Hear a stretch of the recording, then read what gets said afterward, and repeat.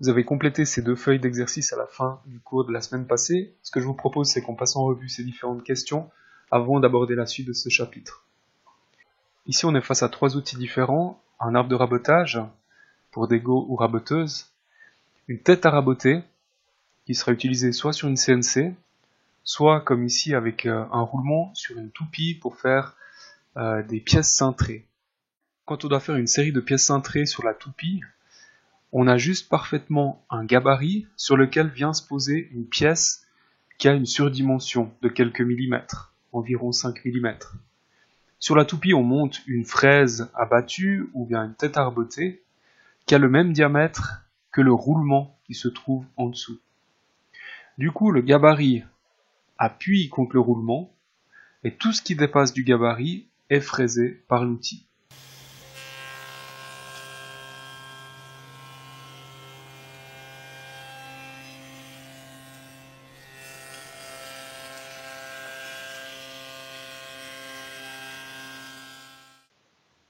Et puis enfin, des mèches à percer. En termes de famille, de conception, là on est face à un porte-outil, couteau réversible et jetable, on a le système Terza, sans vis, c'est la force centrifuge qui les place sans pointage. Et puis là, la plupart du temps, on équipera ces arbres de rabotage avec de l'acier rapide, puisqu'ils sont destinés à raboter des bois indigènes pour la plupart du temps. Bien sûr que les couteaux en métal dur existent aussi. Pour la tête à raboter, il s'agit d'un porte-outil, toujours des couteaux réversibles et jetables, on les tourne 4 fois avant de les jeter, fixés par des vis, et puis là on a le choix entre 3 matériaux de coupe.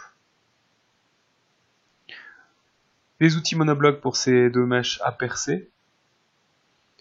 Là on parlera de mèches à métaux, de mèches à tourillon ou mèches à bois. C'est de l'acier rapide, éventuellement revêtu de chrome ou de titane. Ici, on est face à un porte-outil qu'on appelle porte-outil universel, puisque vous disposez de plusieurs tranchants qui ont différents profils que vous montrez sur le même porte-outil. Ces tranchants sont réaffûtables, et puis ils seront fixés à l'aide de ce coin de serrage muni d'une vis. Plus vous vissez ce coin de serrage, plus celui-ci part vers l'extérieur et ainsi plaque le couteau et le limiteur de passe dans leur logement. Ce sera de l'acier rapide, on ne pourrait pas imaginer utiliser des couteaux en métal dur, beaucoup trop cassants, pour un débordement aussi important que ça. En cas de choc, le métal dur se briserait en deux. L'acier rapide, plus tendre, va encaisser les chocs et ne va pas se casser. Si on voulait commander des tranchants en métal dur, seule l'extrémité du tranchant serait revêtue de métal dur. Une plaquette en métal dur sur un corps de tranchant en acier outil ou en acier rapide. Ici on est face à un jeu de porte-outils à fenêtre monté sur un arbre pour un usage déterminé, donc un usage spécifique en l'occurrence de la fenêtre. On a des couteaux réversibles et jetables fixés par vis. Là ce sera soit de l'acier rapide soit du métal dur. Le diamant polycristallin n'aurait pas beaucoup de sens, puisque pour de la fenêtre, on utilisera du bois massif. Ici, on est face à une lame de scie circulaire, on a des tranchants à mise rapportée, donc brasés sur le corps qui sera en acier outil. C'est donc une lame réaffûtable. Les tranchants seront en métal dur, la plupart du temps, ou alors du diamant polycristallin frité sur la face d'attaque des tranchants. Ici, on est face à 2 fraises. La première est une fraise de CNC. On parle de fraise d'ébauche, puisque les tranchants ne sont pas lisses, mais sont munis de brise-copeaux. Ces petites stries vont fragmenter le copeau et permettre ainsi une bonne évacuation de la matière usinée. Donc, le résultat n'est pas propre, vous aurez une surface striée, mais par contre, cette fraise permet d'aller très vite, donc d'enlever beaucoup de matière en peu de temps. Si elle est montée sur la CNC, ce sera vraisemblablement du métal dur. Sur une CNC, les vitesses de coupe sont très élevées, l'acier rapide n'est donc pas idéal, ce sera donc soit du métal dur, soit du diamant polycristallin. Là, a priori, on ne voit pas de revêtement au diamant polycristallin, donc ça doit être une fraise en métal dur monobloc. Ici on a une fraise de défonceuse. Observez les fraises que vous avez en entreprise. La plupart sont des fraises à mise rapportée. Donc on a un tranchant en métal dur qui est brasé sur un corps de fraise en acier outil. Ici un petit récapitulatif des matériaux de coupe. Matériaux de coupe le plus tendre, l'acier rapide. Le plus dur, le diamant polycristallin. Sous forme de couteau pour porte-outils, alors là on a les trois possibilités, acier rapide, métal dur ou diamant polycristallin frité sur du métal dur. Qui est disponible en qualité micrograin, c'est le métal dur. Qui impose l'utilisation de machines stables, le diamant polycristallin. Le plus sensible au choc. Pour les panneaux dérivés du bois, les matériaux synthétiques, le stratifié, le corian, etc. Métal dur, ça fonctionne, le diamant polycristallin. Qui ne fraise pas le bois massif, le diamant polycristallin, ou éventuellement le métal dur non micrograin. Et puis, attention, sous forme de tranchant à mise rapportée, eh bien, là aussi, ces tranchants pourraient être en acier rapide, en métal dur, ou en diamant polycristallin, frité sur du métal dur. Pour reconnaître un outil à mise rapportée qui pourrait potentiellement avoir trois types de tranchants, à l'époque, un code couleur existait. Il est encore plus ou moins en vigueur, mais il n'est pas du tout officiel. Les outils bleus, c'est des outils à mise rapportée acier rapide. Les outils rouges, métal dur, et les outils jaunes en diamant polycristallin. Vous voyez peut-être encore des outils qui ont été repeints dans vos ateliers ou qui comportent d'origine ces couleurs. Quels sont les avantages des porte-outils à couteau réversibles et jetables par rapport à un outil à mise rapportée en lien avec leur conception? C'est ce qu'on avait vu la dernière fois. L'outil est toujours disponible à l'atelier, l'outil est toujours précis, puisque quand on change les couteaux, c'est comme si on le remettait à neuf, il retrouve ses dimensions d'origine. Avec un seul outil, c'est comme si on en avait trois, avec trois matériaux de coupe différents. Si un seul tranchant est abîmé, c'est possible de le changer, lui seul, sans toucher aux autres, donc c'est économique. Et puis le changement des couteaux est très rapide.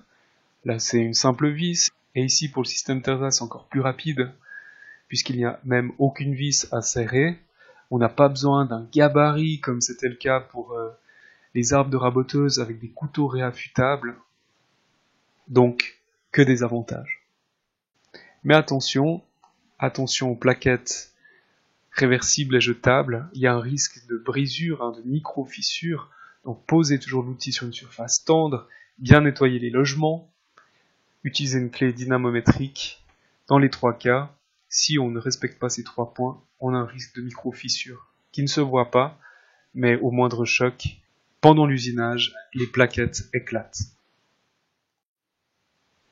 On va regarder maintenant ensemble la suite de ce chapitre qui concerne la sécurité des outils de fraisage. Vous avez peut-être déjà vu ce gabarit de contrôle qui était très utilisé au début des années 2000. Il a permis de faire le tri de l'outillage à l'atelier. À cette époque, on s'est rendu compte que l'outillage était quand même relativement dangereux. En Suisse, on avait des protections SUVA qui étaient efficaces contre un contact involontaire du machiniste avec son outil. Par contre, on s'est rendu compte qu'au niveau de l'outillage, on pouvait faire mieux. Donc une bonne partie de l'outillage a été mise à la benne à cette époque. Moi je me rappelle qu'en apprentissage, au début des années 2000, on nous montrait encore comment fonctionnait l'arbre fondu.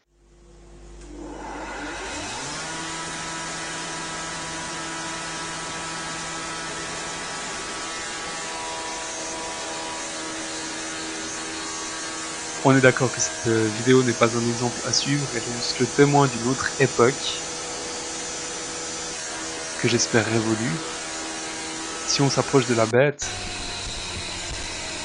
on voit ici l'arme de la machine, il y a un orifice dans lequel on peut passer un tranchant, un fer, et puis seule une partie de ce fer est affûtée. L'autre partie est là juste pour jouer le rôle de contrepoids. Le tout est sécurisé par un écrou, ou plutôt un boulon, qui passe au travers et puis qui maintient le fer sur cet arbre.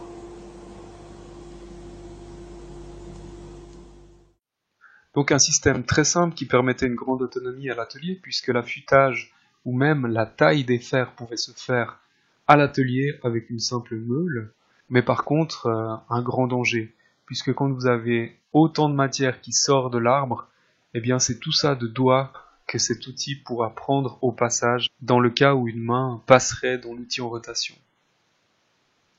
Donc très dangereux au niveau de l'arbre fendu, et même des outils qui ont l'air déjà un peu plus civilisés, avec ces tranchants qui dépassent autant, sans limiteur de passe, ça en fait des outils non conformes. Donc tous ces outils ont dû disparaître dès 2006, enfin le 31 décembre 2005 pour être précis. En fait, tout vient d'une norme européenne qui vise à uniformiser et à sécuriser l'outillage utilisé en Europe. Cette norme stipule qu'il faut se méfier des outils achetés avant le 30 juin 1999. Et c'est sur ces outils qu'il faudra faire des contrôles. Certains seront conformes, donc on pourra continuer à les utiliser sous certaines conditions. D'autres, typiquement l'arbre fendu, sont considérés alors comme non conformes. Ces outils, on pourra les utiliser jusqu'au 31 décembre 2005, et puis ensuite ils finiront à la benne. Du côté des outils conformes, on leur fait passer un test SUVA. On verra de quoi il s'agit par la suite, et en fonction de ce test, on pourra les utiliser soit sur des machines à alimentation manuelle, typiquement la toupie, soit uniquement sur des machines à alimentation mécanisée, par exemple une moulurière ou une CNC. On fait une distinction de ces deux types d'outils. Les outils MAN reçoivent une pastille verte, et ces 3 lettres sont gravées sur leur corps, et les outils MEC reçoivent une pastille jaune, et ces 3 lettres figurent également sur leur corps. Tous les outils achetés après le 30 juin 1999 sont forcément conformes. Il n'y a aucun doute là-dessus. En plus de ça, on a déjà fait la distinction MAN ou MEC, c'est-à-dire que certains outils ont été conçus uniquement pour une alimentation mécanisée, par exemple une CNC ou une moulurière, et d'autres peuvent être utilisés sur des machines ouvertes, où l'alimentation se fait de manière manuelle, comme sur la toupie ou la tonnonneuse. Donc on a déjà cette distinction entre l'usage possible de ces outils. Donc aucun souci par rapport à des outils relativement récents, donc après le 30 juin 1999, il faut juste bien observer ces 3 lettres. Est-ce que je peux l'utiliser sur la toupie? Eh bien un outil MEC, non, ça n'est pas possible. Celui-ci, est-ce que je peux l'utiliser sur une toupie? Oui, pas de problème, puisque ces 3 lettres figurent sur le corps de cet outil. Je vous propose maintenant de revenir sur ces deux abréviations MAN et MEC et de regarder dans le détail à quelle situation ça correspond. Un outil MAN, c'est un outil qui sera obligatoirement utilisé sur des machines où le maintien et le guidage de la pièce se fait de manière manuelle. Donc typiquement, sur la toupie, c'est vous qui poussez la pièce contre l'outil, et puis potentiellement on pourrait lâcher la pièce, on pourrait l'introduire dans le mauvais sens, on pourrait ne pas avoir serré les guides, et tout d'un coup on prendrait trop de matière, donc il y a beaucoup de dangers potentiels. Qui dit danger, dit usage obligatoire d'un outil MAN. Petite subtilité, une toupie qui serait équipée d'un avancement automatique escamotable. Eh bien, même dans cette situation, on est obligé d'utiliser un outil MAN. Parce que cet avancement automatique, potentiellement vous pourriez mal le serrer, mal le pointer, et donc générer une situation à risque. Troisième situation, c'est le chariot coulissant tel qu'on le retrouve sur une tonnonneuse ou sur une toupie qui serait équipée d'un chariot à tonnonner.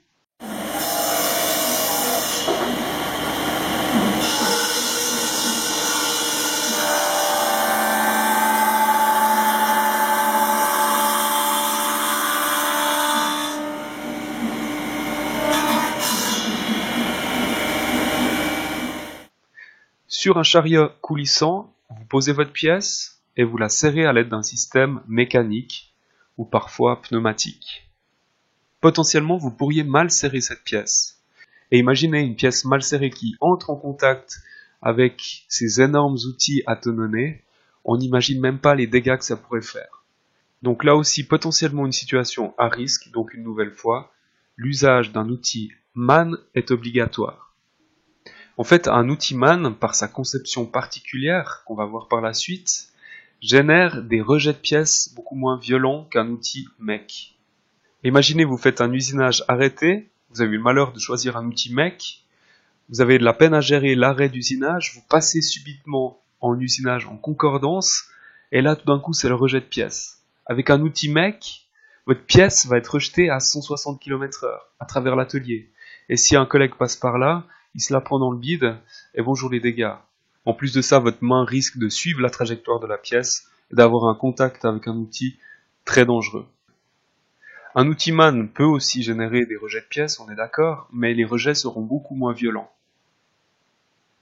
En plus de ça, si vous avez le malheur d'avoir un contact avec l'outil, à chaque tour, un outil mec va vous enlever une phalange.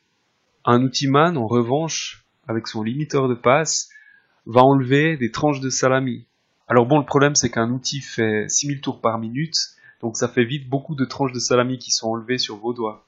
Donc prudence, bien sûr, quel que soit l'outil, mais sachez qu'un outil man est quand même beaucoup plus sûr qu'un outil mec. Du coup, un outil mec ne pourra être utilisé que sur des machines où l'entraînement des pièces se fait de façon mécanique. Le machiniste est là juste pour alimenter et décharger la machine. Lorsque la pièce est usinée, ça se passe sous un capot, donc le machiniste n'a pas de contact possible avec cette pièce ou avec les outils en rotation, et donc du coup il n'y a pas de danger.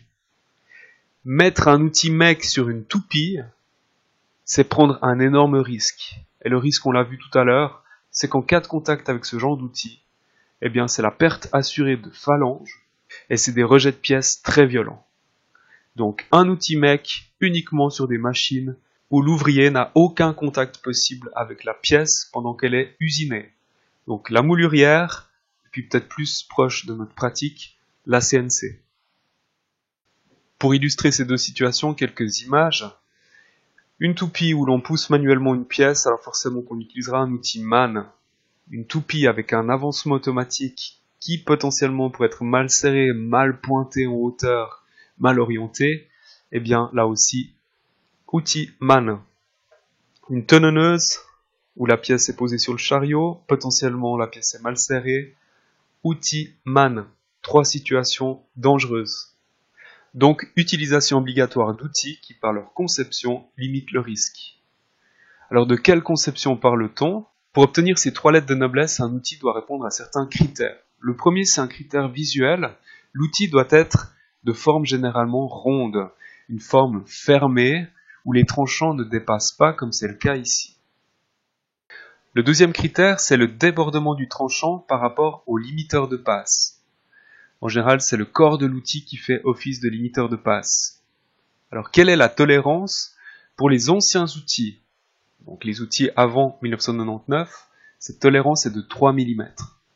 Pour les outils récents, fabriqués après 1999, elle n'est que de 1,1 mm. Cette tolérance de 1,1 mm est aussi valable pour cet outil qui n'a pas une forme ronde, mais une forme plutôt ovale. Quel que soit l'âge de l'outil, qu'il ait été acheté avant ou après 99, la tolérance n'est que de 1,1 mm. A noter ici que ce n'est pas le corps de l'outil qui joue le rôle de limiteur de passe, mais qu'ici on a des pièces indépendantes qu'il faudra choisir en fonction des tranchants montés sur l'outil. Peut-être juste un mot sur ces valeurs de 3 mm ou 1,1 mm. Qu'est-ce que ça signifie concrètement? En fait, il s'agit de l'épaisseur maximale que peut prendre par tour un tranchant. Pour faire simple, ces valeurs correspondent à l'épaisseur maximale des copeaux produits par chacun de ces tranchants. Et je peux vous assurer qu'en situation d'usinage optimale et tout à fait standard, on est très loin de ces valeurs. Donc on a de la marge avant que notre pièce vienne talonner contre le limiteur de passe. En revanche, en cas d'usinage problématique, si une pièce venait à se planter dans l'outil, eh bien on est très content que celui-ci ne prenne pas plus que 3 mm. Prendre peu de matière, c'est la garantie de faibles rejets de pièces. Et si ce n'est pas la pièce qui se prend dans l'outil, mais une main, eh bien là aussi, le limiteur de passe va limiter la gravité des blessures. Le troisième critère, c'est la taille de la gorge d'évacuation des copeaux qui ne doit pas dépasser cette zone rouge qui apparaît sur le gabarit Suva. Un outil qui serait trop ouvert permettrait aux pièces de venir se planter dans cette zone et donc d'être rejetées avec violence. Plus l'outil est fermé, plus on diminue ce risque. Si vous voulez contrôler votre outillage à l'atelier, il suffit de prendre le gabarit Suva, Vous posez dessus vos outils, et puis là, vous contrôlez le débordement du tranchant par rapport au limiteur de passe, là on voit qu'on est tout à fait bon, et puis la largeur de la gorge d'évacuation des copeaux. Là on est clairement dans la zone rouge, il n'y a aucun problème, c'est un outil MAN. Pour cet outil, on voit que le tranchant dépasse énormément du limiteur de passe, donc ça en fait d'office un outil MEC, même si la gorge d'évacuation des copeaux est OK. Si l'un des deux critères n'est pas respecté, on ne pourra pas l'utiliser comme outil MAN. La procédure complète pour déterminer si un vieil outil sera un outil MAN ou MEC est décrite dans un feuillet SUVA que vous retrouvez dans les annexes. Les deux premiers contrôles, c'est ceux qu'on a fait tout à l'heure, la gorge d'évacuation des copeaux, le limiteur de passe à maximum 3 mm. Si l'outil a déjà passé ces deux premières étapes, la troisième étape, c'est de vérifier qu'il y ait l'inscription Nmax, donc la fréquence de rotation maximale. Si c'est le cas, cet outil devra recevoir une pastille de couleur verte et on devra y graver les lettres MAN. Par contre, si l'outil ne respecte pas ces deux critères au niveau de sa géométrie, il sera orienté vers la catégorie MEC. Pour être utilisé sur une machine à alimentation mécanisée, il faudra quand même s'assurer qu'il présente une fréquence de rotation maximale gravée sur son corps. Si c'est le cas, cet outil peut recevoir ces trois lettres et puis une pastille jaune qui spécifie qu'on pourra l'utiliser uniquement dans cette situation-là. Si ces outils MEC ne pourront pas être utilisés sur une toupie, sur quelle machine va-t-on les retrouver? Ça peut être une bordeuse de champ. Une bordeuse de champ s'alimente, se décharge. Entre-temps, la pièce est prise en charge par la machine de façon automatisée. Ça peut être bien sûr la CNC. Sur une CNC, on dépose la pièce, ensuite on quitte les lieux et l'usinage se produit sans notre présence. Et notre fameuse moulurière, donc une raboteuse 4 faces qui va ensuite façonner la pièce, une grosse boîte avec une porte d'entrée, une porte de sortie, et puis entre-temps la pièce est usinée sans notre intervention. Notons encore que les fraises de défonçage sont soumises à la réglementation MAN et MEC, c'est-à-dire que les fraises de défonceuse portative respectent les critères MAN, forcément. Les mèches à percer ne sont pas soumises à cette réglementation. Du côté des lames de scie circulaire, eh bien là aussi nous ne sommes pas soumis à la réglementation MEC-MAN. Par contre, attention pour ces deux machines, la tronçonneuse à bois massif et la scie à onglet, deux machines où le déplacement de la lame sur la pièce se fait en concordance avec sa rotation. De ce fait, ces machines ont tendance à bondir vers l'utilisateur, qui lui est obligé de leur imposer une certaine résistance pour que le sciage se fasse tranquillement. Donc pour éviter de devoir mettre trop de force pour maîtriser ces machines, on va les équiper de lames à angle d'attaque neutre ou négatif. Ce sont des lames que je qualifierais de anorexiques, alors qu'une lame standard serait plutôt une lame boulimique qui aura tendance à grignoter beaucoup de matière. Là, on veut éviter que ces lames mangent trop de matière à la fois, sinon on a de la peine à les maîtriser. Donc ces lames, angle d'attaque neutre ou négatif, doivent être montées sur ces machines pour des questions de sécurité. Voilà, en guise de synthèse, vous pouvez télécharger ce document dans les annexes, la sécurité de l'outillage, et je vous laisse compléter tout ça en mettant la vidéo sur pause. Peut-être juste une petite subtilité que je n'ai pas évoquée tout à l'heure, c'est cette histoire de fréquence de rotation. Sur les anciens outils, donc fabriqués avant 99, seule la fréquence de rotation maximale doit y figurer. Par contre, sur les outils récents, on va indiquer une plage des fréquences de rotation minimales et maximales. Et puis sur un outil, on doit pouvoir y lire plusieurs informations.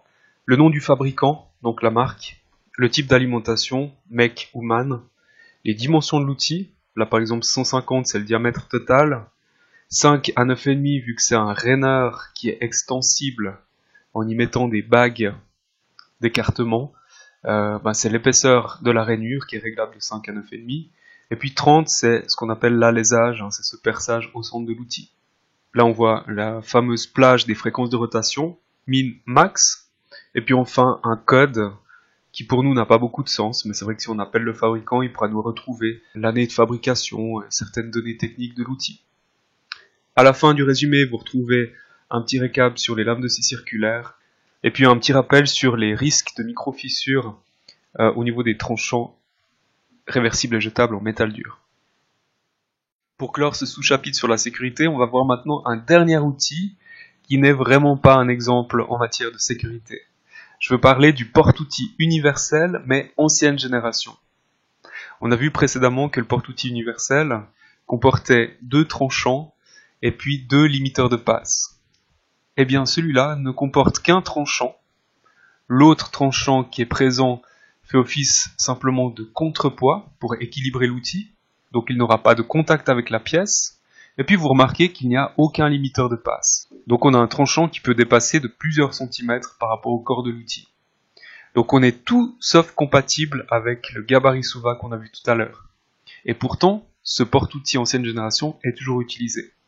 Au départ, la Suva voulait l'interdire, mais les professionnels du bois ont fait des pieds et des mains pour pouvoir continuer à l'utiliser.